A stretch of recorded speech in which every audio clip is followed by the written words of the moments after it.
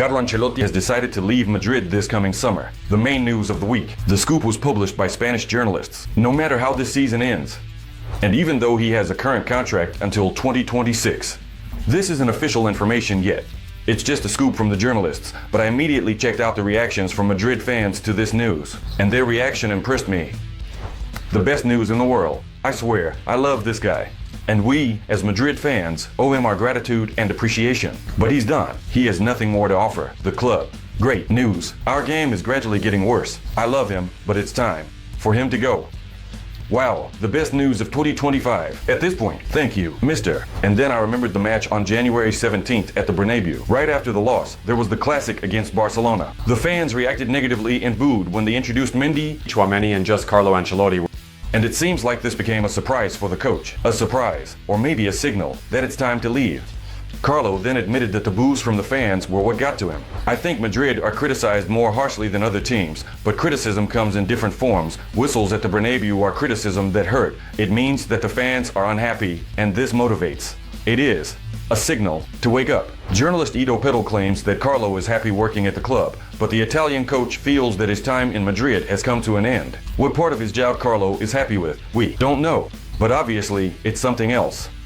This season, Madrid has serious problems in big matches. 2 losses to Barcelona is already too much. And there were also terrible matches in the Champions League against Liverpool, Milan, Livia. There have been way too many losses, and these losses in big matches seriously undermine the faith in the success of this season. Let's say, in the Champions League, the arrival of Mbappe, the departures of Toni and Nacho, as well as the injuries to Militao and Carvajal, are serious factors that Carlo had to deal with. But we see in many matches how to restructure the game tactically to find balance. The coach doesn't have any solid answers. Carlo is constantly asking for transfers, but Florentino Perez is confident that Madrid have a star-studded squad capable of winning the trophy, even considering the injured players. I can imagine there have been some misunderstandings between the management and the coach. At the same time, everything's good on our end. We're at the top of the league table, and Carlo even has a reason to joke about it. I'm confused. In recent days, I've heard that Madrid is playing really poorly, but I see that we're at the top of the table. I will continue to observe to figure out who is making the mistake. We'll be watching too, but it's pretty clear what sets Madrid apart from Barcelona and Atletico in La Liga. Madrid has such a depth of player quality. Let's admit it. And this level of players allows for consistent, regular victories without dropping points against the underdogs and mid-table teams. That's what Barcelona and Atletico can't manage. But against strong opponents, all the fragility of the team's game structure comes to the surface.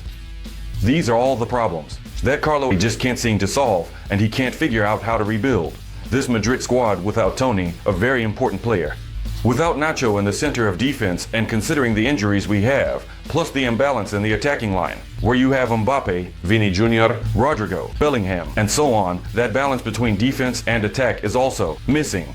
Let me remind you, in big matches, this is a problem that hasn't been solved in these 6 months. I don't want to say that we're playing the best football, but the truth is, we're playing really poorly. A week ago, I was asked about how the team isn't working the way it should. Sometimes they play better, sometimes worse, without giving their all. Don't you think there's a bit of indifference, fatigue, or maybe even irritation in Ancelotti's words? What does this say?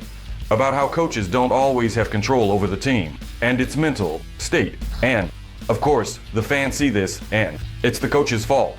I regularly read the news quickly in the Madrid Fans app. I recommend it to you too. The link is in the description of this video. Make sure to download it. The others, the loss in the Super Cup final to Barcelona upset Carlo. Coaches didn't expect the opponent to dominate like that. Carlo spent days analyzing necessary changes, but then faced Celta. Coaches just didn't expect the opponent to dominate like that. And this sharp reaction from the crowd, the harsh criticism has angered the coach. I only have one life, and I'm enjoying it as much as I can. Madrid helps me enjoy myself. Of course, Carlo projects optimism to the public, and this is how he responds to the criticism. But the pressure on the coach and the club has really ramped up this season. Last season is already forgotten. Everyone wants new victories. And let's be honest, there is no confidence that the next big matches will be any better than the one against Barcelona, and that they'll actually be wins. The coaches with the most titles in Madrid's history lead the La Liga, made it to the quarterfinals of the Cup. There are still many tasks ahead, but we know what high expectations are placed on Madrid. Notice that in these words from Ceballos, there's both support for the coach and a reminder of what the public expects from Madrid. Always literally, always. Wins and trophies. In recent years, Carlo has brought a ton of titles to Madrid. Twice champion of Spain, twice winner of the Champions League, the Copa del Rey, and the Spanish Super Cup, plus a few other significant trophies. But we remember that the crowd is ruthless. She's never satisfied. She will always demand more. And Carlo, more than anyone else, knows and understands this. He understands that the crowd is already demanding something else. A new face in the coaching position. It's the law of nature. If you want. Although, I read that there are other opinions. Please, just go. We're tired of your zero tactical ideas. Dude, come on, be serious. He should leave just because of one loss to Barcelona. Last year, we won 4-1 in the final. Was he good back then? Honestly, I have no words. He's both a good and a bad coach at the same time. We're used to him and can't imagine Madrid with another coach. I hope he stays. Even though I've cursed him 100 times, he still means a lot to us. I'm just praying that Xabi Alonso lives up to the expectations. Otherwise, you'll be the first to say he's stupid. And it depends on individual skill. And you know what else Carlo understands very well. He might publicly announce soon that he is really finishing his job in Madrid next summer. And this would be a really great boost for him and, first and foremost, for the team to make the most of this second half of the season for Madrid, where all the trophies in La Liga, the Champions League, and the Copa del Rey will be up for grabs. The team needs to be as focused as possible, balanced, and maybe even aimed at winning trophies in Carlo's farewell year. So, this could be a fantastic move. So it could be a great move. What a fantastic motivation from Carlo for everyone to come together. By the way, with news like this, I think the upcoming Champions League game against RB is going to be amazing because everyone will be united. Everyone will be playing at their best, and in the Champions League, we need to get our act together. I've already picked a good bet that both teams will score because Madrid's defensive issues haven't gone anywhere. There's a good odds. Well, you can see the promo code on your screens. Click the link in the pinned comment. In just 1 minute, enter this promo code and get real money in your account and bet on a big win for Madrid or make a bet like I did. Both teams will score. The odds are good. Well, write in the comments what you think about Madrid's potential separation from Carlo this summer. Will you make that decision and how?